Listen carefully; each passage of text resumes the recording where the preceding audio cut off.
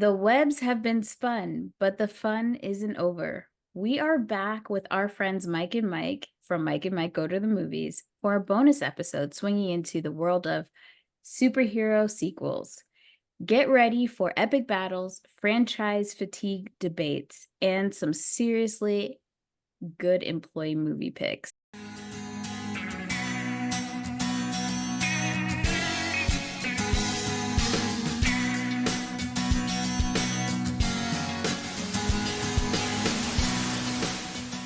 This week on the No More Late Fees podcast, we are joined by our pals and hosts of the Mike and Mike Go to the Movies podcast, the Mikes. Thanks for sticking around, y'all. Hi. Yeah, thank you. Thank you for having us. We're just I wasn't sure where we come in. Yeah. We're just glad you don't have fatigue with us yet. No, Keep coming of back. course not. Yes. Yeah. Anytime you guys cover a Marvel movie, it tends to be us. So we appreciate it. I'm like, oh, maybe they don't want to do Marvel. And I'm like, well. And we'd be happy to expand the base, but yeah, absolutely. Any of these like 2000 superhero movies, it's fun to revisit. It's always good. Yes. The next one will throw you for a loop.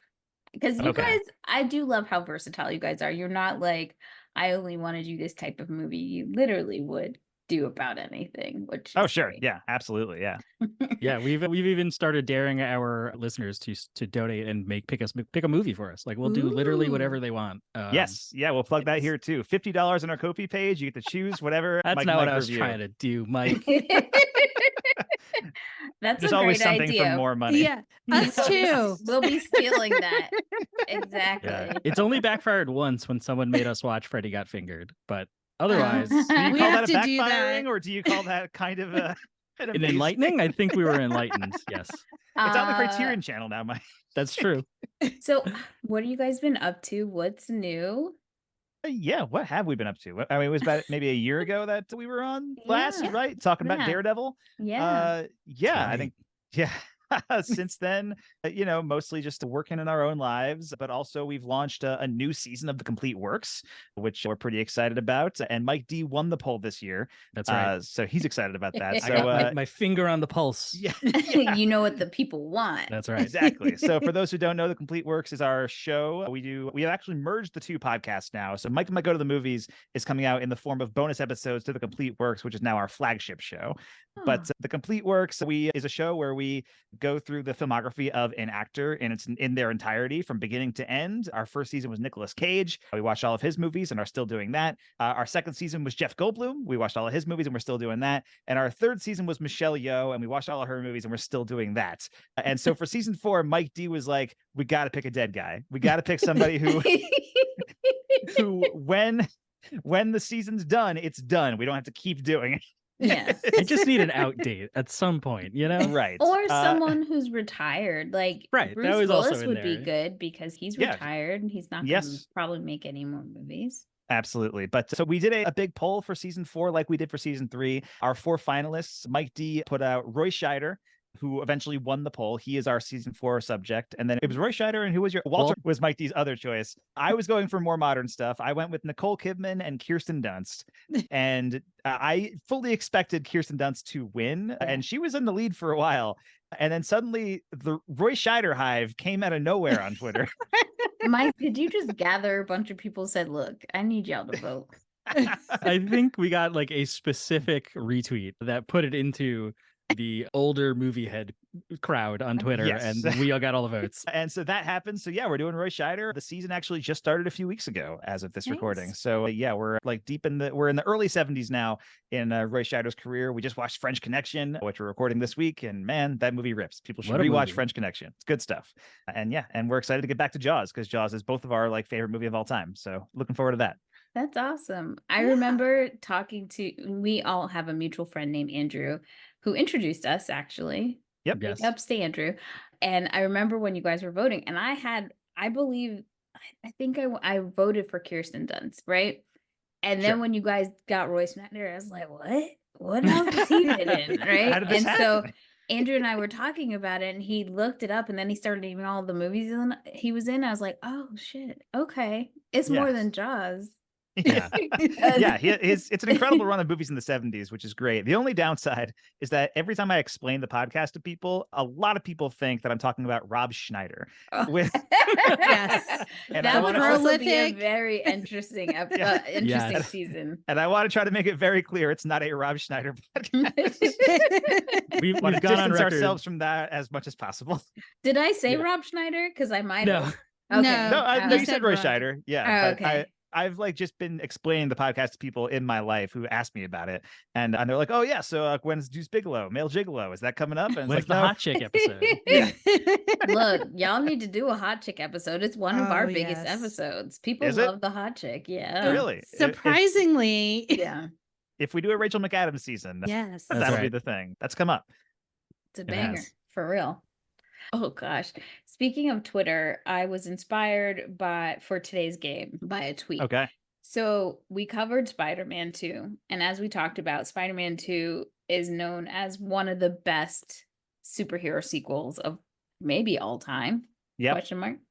But I didn't want us to do best sequels. I want to talk about Dead on Arrivals. I want to talk Okay. about the sequels we didn't get, whether we wanted them or not. Okay. Mhm. And I saw a tweet where like this person wrote a misogynistic tweet where it was the worst superhero movies ever have something in common. I wonder what it could be. And it's pictures of Birds of Prey, Harley Great Quinn, movie. The Marvels, and Madam Web. Madam Web, okay. I Yeah, haven't I- watched We'll it. give him that one. We'll give him I that I one. just watched Madam Web the other night. It is very bad. However, Birds of Prey, pretty good. I like Birds So of Prey. good. I it's- will die on that hill that Birds of Prey is so good. Hell Yeah, You don't I have to think- die. It's a quality ass movie. no, it's it's a a Okay, comfort good. movie. Yeah, of the DC extended universe movies, of which I don't like most of them, I think Birds of Prey is like top 3 easily. I think it's Yes. very, very good. It is so good. Out of like the Batman movies, it's one of my favorites. Nice. The Marvels was very, very good. It's just okay. We know it's the fandoms are misogynistic and nuts. So True. I was very offended. Then someone wrote, like, they reposted it and wrote a tweet and said, "This is so offensive to me. A person who watched Batman versus Superman had the audacity to write this tweet." So then it got me in the thought process of like, there are way worse superhero movies. Even in our genre, there was a plethora. And so I put a list together. Some of them are just superhero movies in general that didn't get a sequel. So I'm not saying they're all bad, but there's some ones here. So I'm going to just name a few. And then all of us collectively, we're going to have to figure out how to rank these as Okay. yes, hell yes, we want a sequel. And I'm glad it didn't happen. Okay. So Hellboy 3, we didn't. So you're talking about like a Guillermo del Toro directed Hellboy 3 with Ron Perlman back, right? Yes. Yeah. Because they did make a Hellboy a few years ago with David Harbour as Hellboy. Yes. Oh my God, remember that movie? Yeah, Holy it's shit. that one's pretty bad. I would love a Hellboy if they brought Guillermo del Toro and Ron Perlman back to make Hellboy 3, like just bring the old cast back, Selma Blair, Doug Jones. I would love to see it. I haven't watched del Toro's Hellboy movies in a long time, but Hellboy 2 I really loved at the time, especially. Then we have Punisher, I think 3. Did they make us? I think they made a second one, but it wasn't with. It was not with wasn't- Thomas Thomas Jane. Jane. It was Yeah. Ray Stevenson, who right? It was, Yeah. yeah. And I so heard yeah, like rules. I've never. Is it Punisher that's Warzone? I Punisher think? Warzone. I've also never seen it. I've also heard it rules. We It's got will like be covering Punisher 1 with Thomas Jane on the Roy Scheider season because he Is Roy was he in Scheider it? dad plays Punisher's dad. Yeah. Oh, that gets killed on the snap. beach in the beginning. Interesting. I don't think he has any lines, but he's in there. Right. Easiest check Um, he ever made. Exactly. Yeah. Yeah. Then- Although now I think John Bernthal's the Punisher now. I think he Yes. was in the Well, Daredevil on the show. Yes. Netflix show. Yeah. On the He's Netflix very show, good. but I would imagine he'll be back in the next Daredevil show they're doing on Disney Mhm. Plus. Or True. they'll bring him back in some capacity, I'm sure. The next, I'm going to just quickly run through the rest of them and then we could start debating. Sky Sure. High 2, never got it. Spawn 2, never got it. Mystery Men 2. Mm, oh, Yeah, okay. sure. Yeah. Hancock 2, which was discussed, never got it. Right. Fantastic Four 3, Okay. because we didn't get it. Daredevil 2 and Elektra 2. Okay. Yeah. So of these, like, what do you think? Like, what do we think is the most worthy of like getting a sequel? That's the idea. Jackie and I are already on the same page. We are. Yeah. What is it? Sky High Two. 2. Really? Yeah. Number 1, baby. Okay. I've actually never seen Sky High. Neither. Yeah, What? you guys can. Is if this you in the guys Spy wanna- Kids universe or something? Spy Right? Kids, No. stop it. No. this What is am I the thinking? Stop. no. This I was. is Disney. Is this Okay. Tim And Allen? it is no, Tim- it's no, that's Kurt the- Russell. That's Zoom you're thinking Oh about. yeah, there was a similar movie at the same Not time. really. Right? It was not similar. Okay. All They're right, both You're about so superheroes, confident, right? Mike. So we have Kelly Preston and Kurt Russell as the parents of Will Stronghold, who is the child, and he's going to superhero high school essentially. And they're Okay. separated into sidekicks and heroes, but he doesn't have his powers yet. Oh, Kind of hiding that fact. It's so good. We have Bruce Campbell as the coach. I'm in. We have Linda Carter as the principal. Like it is Okay. just So good. top tier. It sounds good. That sounds like you guys should donate $50 to our Ko-fi page to make us watch. Okay. I will send that Monopoly money ASAP. That's right. So yeah, that's definitely our top pick. Yes. Which ones rank high for you guys? I mean, Hellboy 3 definitely for me. I think, just that is like that kind of unfulfilled Guillermo del Toro thing where, I mean, Guillermo del Toro has a habit of getting attached to things and those things never getting made. And that's been a thing with, he was supposed to make the Hobbit when that was like, I think it was one movie when he was attached. Yeah. yeah, I think it was eventually 2 and then it became 3 and then Peter Jackson came on board. But yeah, it was supposed to be his Hobbit. It was supposed to be, he was going to make his At the Mountains of Madness with Tom Cruise and all that. But yeah, I think Hellboy 3, I think of these is easily the one I would want to see the most. Mystery Men 2, if they could somehow bring back Smash Mouth. I know Steve Harwell died last year, and so that's I don't think that's a difficult thing to do. I don't think that's gonna happen, but maybe they got something in the vault. You never know. You never Yeah, know if they true. filmed a secret scene or something, or Yeah. if there is a modern band equivalent to Smash Mouth, I guess they would be the next ones, the ones to replace them. But I can't think of who that would be. I definitely Spawn 2 for me. I loved Sure. Spawn growing up. It was scary a little bit for me, but Yeah. I remember being very freaked out by Spawn. yeah. Yeah. There was rumors for a long time that Jamie Foxx was going to they've been talking about reprising it for a long time. Yeah. And I know he really wanted to do it, but I don't think that's gonna happen now. Love that movie. Yeah, 'Cause that'd be cool. Is it Michael Jai White is It Spawn? is. I think so, yeah. Yeah. And now since the Michelle Yeoh season, I've gotten very into direct to VOD action movies. So I'm all about that Michael Jai White. Blood and Bone. Have yeah. you seen that one? I don't know actually. That is like if you love action movies, if you love martial arts, because he doesn't get talked about enough for his skills. He is Oh yeah. so skilled, but Blood and Bone, I think, is his best role. All right. Nice. All right. Yeah, he's a henchman in one of the Michelle Yeoh movies, Silver Hawk, I think. Right? Is that I the think one with so, yeah. Michael Jai White in it? Where yes, Michelle Yeoh is basically Batman, and the movie's not as good as you want it to be, but Michael Jai White's really fun in it. Yeah, so He's in one of the Blade movies randomly, not in a big role, and it's just such a waste. I always hate that he didn't. I mean, it might be the first Blade. I can't remember, but I think yeah. you're right. Yeah, he's definitely in one of the Blades. He's in the Dark Knight also. He's like one He's of the pencil guy, right? Yeah, Yes. he's not the guy that gets hit with the pencil, but his henchman gets hit with the pencil. Okay. That's right. yeah. Yeah. And Jackie, do you have any other ones, or Mike D? I agree with Hellboy. I think I'm Punisher 3 might be fun. I can see What's Punisher 3 being Thomas fun. Jane been up to? You know? Right. Or would we have to recast the Punisher again? Like it Oh, would be that's Thomas fair. Jane, then Reese Stevenson, and then whoever the next guy is. True. Could be I'm Scott just- Adkins. I'm just kind of putting this in here for now. Yeah. We'll Yeah, debate Sky yeah, High of 2 course. versus Hellboy later. So Punisher 3 or Spawn? I'm gonna go Spawn, only because it's been less explored in other media. You know, Punisher's had 3 movies because there was the Dolph Lundgren one in the 80s too. And then he's on the Daredevil show. He's everywhere. Spawn. We need more Spawn in our True. lives. It had a Uh, TV show for a second there, I believe. I think it did. Yes. Yeah. Yeah, I think it did. Okay, so we have Hellboy 3, Sky High 2, Spawn 2, Punisher 3. Now we still have Mystery Men 2, Hancock 2, Fantastic Four 3, Daredevil 2, Elektra 2. So I'm gonna put Fantastic Four 3 at the bottom if I can. Yeah, last. Dead That would last. be last. I mean, I was thinking the exact same thing. Yeah, I've said this before, probably on our podcast, but Fantastic Four: Rise of the Silver Surfer was a formative movie-going experience for me in the fact that it was the first time I remember going to the theater and being like, "Wow, movies can be bad. movies can be really bad, actually." It's an important lesson to learn. Yeah, exactly. When it comes to Hancock, I didn't hate it. Yeah. I didn't hate it. It was, it was okay.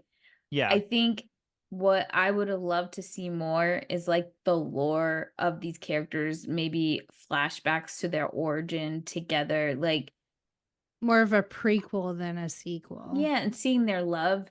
Mm. I felt like they kind of held back on the interracial thing because it was Will Smith and whatnot. So it was super weird. If they can also, lean into that more, it would be better. like post Daredevil now, like we can have like raunchy superhero movie, like R-rated superhero movies. So like Yeah. I feel like there's some prime Hancock material to mine. yeah. I remember. I definitely saw Hancock.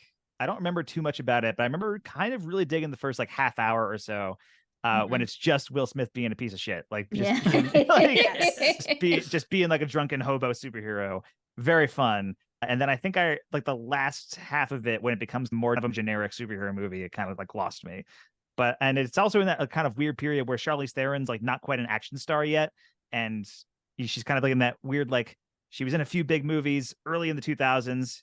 Mid 2010s, she has Fury Road, she has the Fast and Furious movies, Atomic Blonde, and all that kind of stuff. And it's like, oh man, if they made a Hancock 2 now with Charlize Theron as an action star, would be pretty cool. I don't know. I would debate that she already was in her action star bag by then because Yeah, I mean, she I had guess done Aeon, the Flex did exist. Yeah, Italian Job. I know she wasn't like fighting, but she was doing all of her driving That's true. stunts. That's true. Yeah, but I So- think she like there was like another tier of it in the Yeah, 2010s. Like yeah. once Fury Road comes out, it's like holy shit, Charlize Theron. Like wow, she's amazing. True. But yeah, And Okay. then she has like Atomic Blonde and stuff after Yes. that, where Yeah. you're just Yeah. like, yes. yeah, which is a very funny moment in The Fall Guy, which is really fun if anybody hasn't seen it. I'm seeing it tomorrow. Don't ruin it for me. It's very like it's the opening montage of the movie, Okay. but there's a just an opening sequence that's like, oh, stunts, they're so important to Hollywood and all that kind of stuff, and it's showing clips from a few movies, and one of them is Atomic Blonde, and I thought that was very funny because David Leitch, who directed The Fall Guy, also directed Atomic Blonde, and it's like I'm working my own movie in there. I'm getting my own stunts in there. It's so important. She's in the MCU now, so I don't know what she's gonna be doing next. Oh True. yeah, she's Clea in the post-credit scenes of Doctor Strange and the Multiverse of Madness, and maybe she'll show up again. I don't know. There's been a lot of those surprise cameos and post-credit scenes lately. Okay, so Mystery Men or Hancock? Hancock over Mystery Men. Okay. I would go Mystery Men. Ooh, Ooh. spicy. All right, Mike D. Hancock or Mystery Men? I'm gonna say Hancock because I haven't seen Mystery Men. I'm sorry, Mike. I'm gonna go Hancock Ah. too. Yeah. Oh, So, Mike. but it's right under. It's right under. All right. And now we have the bottom of the barrel. Right. I Personally, would say Elektra, Elektra. over. Yeah. Over Well, I know. Daredevil. I believe Jennifer Garner is supposed to make some kind of appearance in the new Deadpool as Yes, Elektra. She Whoa. is. So we're sort I of getting saw a backdoor that. Electric too. So that's something. Yeah. All right. So Elektra, Daredevil, and then Fantastic Four 3. Yes. Yeah. I feel We- comfortable with that. We have our list. I'll say it. Say the finalized one last time. We've got Hellboy 3, Sky High 2, Spawn 2, Punisher 3, Hancock 2, Mystery Men 2, Elektra 2, Daredevil 2, and Fantastic Four 3. All right. Remember like how That's a good bad? list. Remember how bad that Josh Trank Fantastic Four was? Oh, yeah, the 2015 one. Yeah, that's Oof. rough. A full reshoot wig. Yeah. I feel Just like every they 10 should years let we're it- going to try to make a new Fantastic Four. Yeah. They We're gonna need do to it this let time. it go. It's like in Mean Yeah. Girls. Stop trying to make fetch happen. know? Well, and now Pedro Pascal is attached, and so now I'm like, I have actually to it's watch. a I'm pretty seated. incredible I'm cast they've sad. got. Okay. Yeah. Yeah. And I really love the Fantastic Four comics, and so I am looking forward to it, but it's one of those things like I've been burned before. I don't know if this is going to work. Zero expectations going in. Yeah. As long as it's like pretty good, I'll be happy. That's all I want out of this new Fantastic Four movie. So we have a question for everyone now. Mhm. What is the worst superhero sequel you have ever seen? And it doesn't have to be in our time frame. Okay. The worst superhero sequel I've ever seen. I see here that we have like 3, like we can list 3. Is that right? Like we have... No, just That's one. our picks. Okay. That's our employee Those pick. are your Gotcha. employee Yeah, picks. I'm reading ahead. My bad. I man. have mine, so I can easy. go. All right, yours. Jackie, you go. Ant-Man and the Wasp: Quantumania. It's a Didn't strong finish choice. the movie. It's a strong Damn. choice. That's not very good. Ant-Man and what is it called? And the Ant-Man and the Wasp. Wasp. Oh, right. Quantumania. I had such high hopes for that one. Yeah, Ugh. that was man, that was it was a It really was weird rough. choice to introduce. Like this was the one that was going to go all in on Jonathan Majors as Kang. Yes. Which obviously Yikes. that ended up being a really poor choice on Marvel's part for a variety of reasons. But it is so weird to me that like they chose the Ant-Man 3 to be the movie that like brings Kang into the universe, and then Ugh. Kang gets defeated by Ant-Man at the end, and it's like, I don't think this guy's that much of a threat anymore. I don't know. It was just he's one. supposed to be the big bad of the Avengers. I was just wondering if he was the true Kang, even though they're all variations of Kang. Sure. I was just like, okay, this isn't the real one. Like, I just thought it was a variation because we did get introduced to him in Loki. If you watch the TV shows, Yes, and that got you hype if you know about the comic books, like you know him to be a big bad, and I think they used him really well in Loki too. Both seasons, I think that was very effective. But I liked how Loki season 2 they kind of added in a thing where it's like, we don't have to do Kang anymore if we don't want to. We can maybe like put an emergency backtrack exit. from this. But the good thing, their backdoor for all of this is if casting is bad, no problem. You have limitless opportunities with the fact that you can go to different universes. That's true. Yeah. That's so true. you could still do the Kang story and just say it's a different variant and he looks different, just like we saw with Loki. All the different Lokis look different. That's why I was surprised that all the Kangs look like Jonathan Majors. I was like, because they were really doubling down. Like, this guy's gonna be big. Yeah. And they really messed it up. For me, I don't know if it's like the worst ever, but I'm mad I sat through it more recently was Aquaman 2. Lord, I also was pretty bored by Aquaman 2. it really I want the popcorn was good. Hey, that's sometimes it's all you need. It's real sad when Jason Momoa can't save a movie. Yeah, I'm over him now. Like he's not as hot as he was. I don't know what it is. Maybe it's because I think he's like a Jason Momoa. I feel like maybe he might be not a nice person in real life with women. I'm not sure. He's got that vibe. Yeah. Yeah. What about doesn't pass the vibe check? No, he doesn't. Mike's, which superhero sequel is the worst you've ever seen? So if you've been a fan, well, I guess there's 2. We got to define sequel a little bit on this. Okay. Yeah. If you've been a longtime listener to Mike and Mike, you'll know my longtime nemesis, a big story we've had on our pod for a long time is how much I fucking hate either the Joker, if that counts as a sequel, but I know that's like a whole separate thing. Yeah, it's a whole Elseworlds thing. It's a whole other thing. So I guess not really the Joker, but that movie's bad. And also Zack Snyder's Justice League, the Snyder Cut. The Snyder Cut got me through the pandemic. No, because it was so long that it lasted. The entire pandemic. I was like, you know what it was? I was so mad watching the Justice League movie, and I was cursing Joss Whedon for the longest time. And I was like, let me see about this Snyder Cut everybody talking about. And so I did spend 80 hours watching it, and I was like, no, it was better than the original. That's fair. I do think I'll it's give better. it that. Yeah, I appreciate the Snyder Cut just because it is so bonkers and it's so self-indulgent, and I kind of respect it for that. It does improve upon the original version. So there is that. I think it is boring at some parts, but otherwise you're other parts you're like, what is this? Like, what is this madness that I'm being exposed to? But I think it's a good choice for Mike D. I did make Mike D watch it for the podcast. I remember. And I don't think he's Yes. ever forgiven me for it.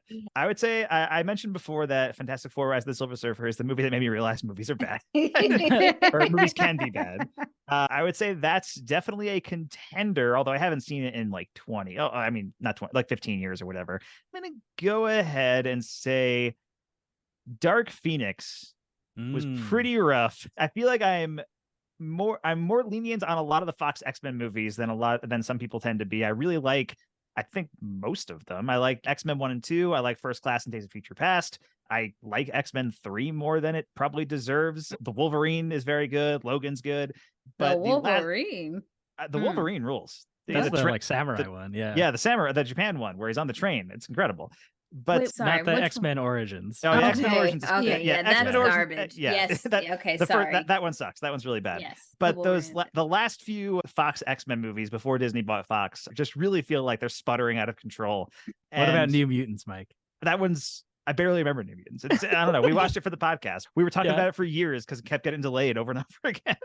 But Dark Phoenix was kind of meant to be sort of retroactively, it became the finale of the entire Fox X-Men series, right? Because Disney was like kind of ending it and starting its own new thing. But then it was also a redo of the Dark Phoenix story, which was done in X-Men 3, and nobody liked it then. For some reason, they hired Simon Kinberg, who wrote X-Men 3, to write and direct Dark Phoenix. And so it was kind of just the same thing, but with a worse cast and less memorable and no real good set pieces. And you could tell Jennifer Lawrence just like really wanted out. Like she was, it's very funny watching the X-Men prequel movies because Jennifer Lawrence, when First Class comes out, it's before Hunger Games and she's like ready to be there. She's good to go. Days of Future Past comes out. It's after Hunger Games. She doesn't want to be there anymore. Well, if I had to work with Bryan Singer, I wouldn't want to work there too, either. Yeah, absolutely. Understandable. But I think... love the Jennifer Lawrence thing of like, or I mean, it happens in every version of this where like somebody is playing a very makeup heavy character. In the beginning, they're full makeup, and by the end, they're barely ever in makeup. Like, and the makeup in Dark Phoenix, the makeup in Dark Phoenix is just like a light hue. Where otherwise she's like covered entirely with clothing, so that there's no other makeup, and then she gets killed off in like 20 minutes. Dark Phoenix, it's a bad time. Don't watch it. I'm just like, why? Just don't do this storyline no more. I'm over it. I'm over Jean Grey too. I'm sorry. Jean Grey hate all fucking day. Bitch, you got all the goddamn powers, and every motherfucking minute you on the floor crying. God, leave that man alone. He got business to attend to. Get your ass up. Omega level, bitch. Come on. Yeah. Are you guys watching X-Men 97? I am. And she finally did some shit, but then guess what she did? Motherfucking passed out. Yeah. I can't. She's like a Victorian lady. Like, don't get me started. I can't. My Jean Grey hate is high. Fair enough. Is Bryan Singer that bitch? Right under that is Jean Grey. Where does Brett Ratner fall in there? I don't really care about him. Like the shit was already fucked up. He couldn't do any worse. Like honestly, it was already fucked. That is the unfortunate thing about the Fox X-Men is that most of them are made by people who have sexually assaulted people. It's not great. Because that's how they hang together. So if you see one, you question the whole goddamn circle. I need 2 episodes to do one X-Men movie to talk about the assailants and the movie. The true crime part, and then the Yes. and then the movie review part. I honestly, have you guys done any X-Men's yet? We haven't yet. Up? It's going to be.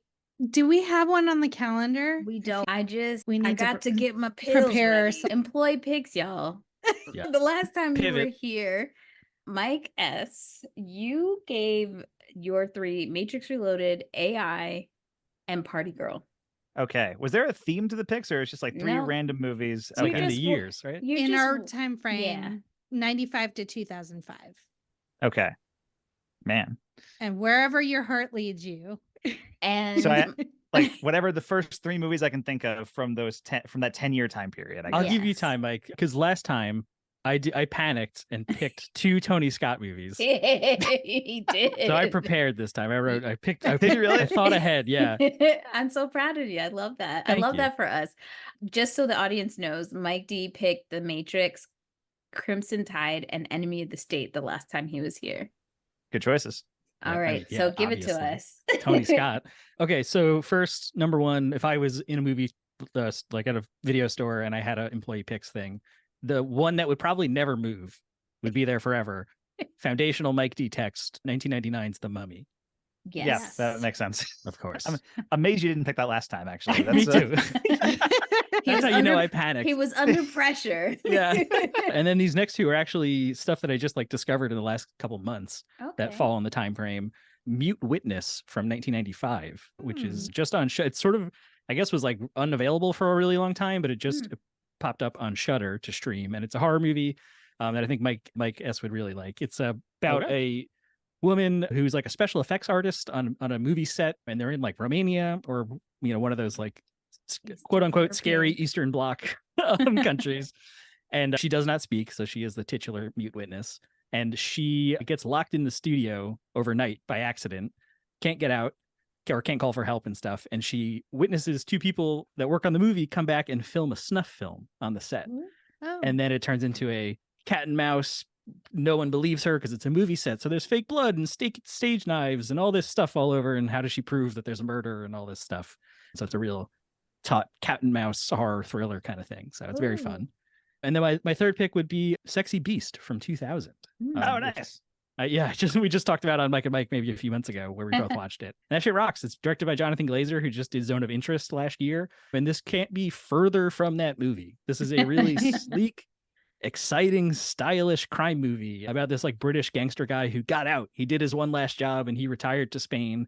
He's been there for, I think, 10 years or whatever. He's been out of the game for a really long time. And one day, somebody from his past comes to Spain and pulls him back into the life. And it's really intense and exciting and super violent when it has to be. So yeah, Sexy Beast. Love it. Cool. Did I give you enough time, Mike? I think so. So over the weekend, actually, I watched this because I programmed it for Inferno of Danger, which is my monthly action movie series at the Roxy Theater, the indie theater near my house in Missoula, Montana, where I also work. And that is a Hero by Zhang Yimou, the wuxia film starring Jet Li, Tony Leung, Donnie Yen, Maggie Cheung, Zhang Ziyi, just an insane, incredible all-star cast of beloved Asian actors. And this movie came out shortly after Crouching Tiger, Hidden Dragon was released and was like a very big cultural sensation, which of course we talked about on the Michelle Yeoh podcast. And I had never seen Hero before, and it was really, really cool. It's really fun. The fight sequences are amazing. It has this gorgeous cinematography and the epic sweep that goes along with it. After the movie, somebody came up to me to thank me for programming it with like tears streaming down her face because she was so moved by the movie and said it was like one of the 10 best movies she's ever seen in her entire life. And so yeah, it's really, really good. Hero is the movie from 2002. And then I also want to mention another movie we watched for the podcast. Actually, somebody paid $50 to make us watch this, but the Star Trek First Contact. Oh yeah, good time. A really fun one. I've been watching all the Star Trek movies over the last year, mostly for the podcast because people keep giving us money to watch them, which is great. Love that. Love that. There's more movies. Hey. Yeah. And so last year we had to watch Star Trek II, The Wrath of Khan. And so I ended up watching the first like 4 Star Trek movies around that time. And then somebody paid to make us watch Star Trek First Contact. So I watched like the next 4 Star Trek movies. And the First Contact is the Next Generation cast. It's the second Next Generation movie. And it has kind of the reputation of being the only really good Next Generation movie. And it is. It's a really fun cast. You know, you've got the Next Generation cast, but it's also James Cromwell is like the cantankerous old man who is the one who helped them discover extraterrestrial life. And they have to travel back in time to help him do that. And it's really, really cool. And it takes place in Montana. So I had that like extra bonus for me. I was like, hey, I know this place because I live there. And so yeah, Star Trek First Contact is one. And then also my other one, I watched this one recently, and I watched this on my Criterion Blu-ray. I finally busted it out, but Spike Lee's Bamboozled is really, really terrific. I had a great time with this movie. It's a perfect racial satire. It's Spike Lee with Michael Rappaport and one of the Wayans. Damon Wayans. It's Damon Wayans is in this movie. As it reminded me very much of American Fiction, which was last year. Just somebody who is trying to do some really interesting intellectual work, but is just like trapped is in a racial system. Yeah, trapped by the system. And so he just makes like the stupidest thing, like the most racist like thing that he thinks white people will like, and then like, you know, as like a joke, as like a bit, and then it works and it becomes like a cultural sensation. And it's so funny and so intense and so crazy. And so yeah, Spike Lee's Bamboozled is my third choice. American Fiction is great. I just watched it with my mom the other day. Oh, nice. But fun story about Bamboozled. I used to have my own business called Blackbuster in college, where I'd rent out movies from my dorm room. And one of my very first bootlegs that my dad sent me from New York was Bamboozled. It was a hot ticket. I made a poster and everything, and everybody wanted to rent it. So I have fond memories of Bamboozled. Very cool. Love it. Why don't you guys tell everybody where they can find you on social? Yeah. So you can find us. We're doing most of our tweeting now at Complete Works Pod. That's WRKS. No O in the word works because the Twitter character limit won't allow it. One too long. Exactly. And we still do have at Mike and Mike Pod, but again, we're doing Mike and Mike Go to the Movies as like bonus episodes to the Complete Works now. So most of our tweeting is getting done over there. I know, Mike D, you set up a Blue Sky account for us as well, right? Yes, that's at Mike and Mike Pods on Blue Sky. And that's where the show is there. And yeah, I'm at MD Film Blog on Twitter, Letterboxd, and Blue Sky. Yeah, and I'm at M Smith Film Blog on Twitter, Mike Smith Film on Letterboxd, Radio Mike Sandwich Instagram. I should try to consolidate those, but I haven't. And so they're all different things. And then, yeah, our Ko-fi page. Also, if people want to make a donation, you can just donate to the show. You don't have to donate $50, but if you do, you get an episode. You can choose a movie for us to review, to talk about, or just any kind of topic. Like we always pitch this, but like, hey, if you want to give us like a Let's Rank topic or that kind of thing, yeah, $50 will get you that too. Yes. Awesome. And don't worry about trying to type these furiously as you're listening. We're going to put these in the show notes so that you guys can connect with Mike and Mike. And We as appreciate usual, you can check us out at No More Late Fees on TikTok, Instagram, Twitter, Facebook, YouTube, and Threads. Definitely, please go on to TikTok and Instagram and engage with us. The algorithm changed yet again, and things have been a little bit lackluster, to say the least. Yeah. So we love a little love. So We do. Next week, join us as we celebrate the 20th anniversary of The Notebook with an episode rewind. If you missed it last season, this will be a great chance to catch up. And if you already listened, spin the block around again and give it another go. It's definitely a fun episode. Jackie has some Hard very opinions. Hard opinions, yeah. What if live on the pod I admit that I've never seen The Notebook? You're not missing much. Yeah, I've I've actually I thought I was going to also- be attacked. I've also never seen The Notebook too. And it's one of those Wow. things like, I feel like I should see it at some point. I don't know. I'll get around to it. I would, Like, we got to be less like just dudes. We got to stop. Yeah. when I get my birthday money, I'm going to throw some towards making y'all watch that one. Yeah. When we watched it, Danielle was visiting, and it was my husband and her just living their Weeping. best lives, weeping, watching The Notebook, and me being like, "Is this fucking over yet?" I don't like fun. Literally, Jackie married someone with her bestie's movie taste when it Yeah. comes There you go. to Perfect. Yeah. love. Hi, Ken. Ken is my movie twin, and He is. Jackie hates us both for it. So And on that note, be kind and rewind.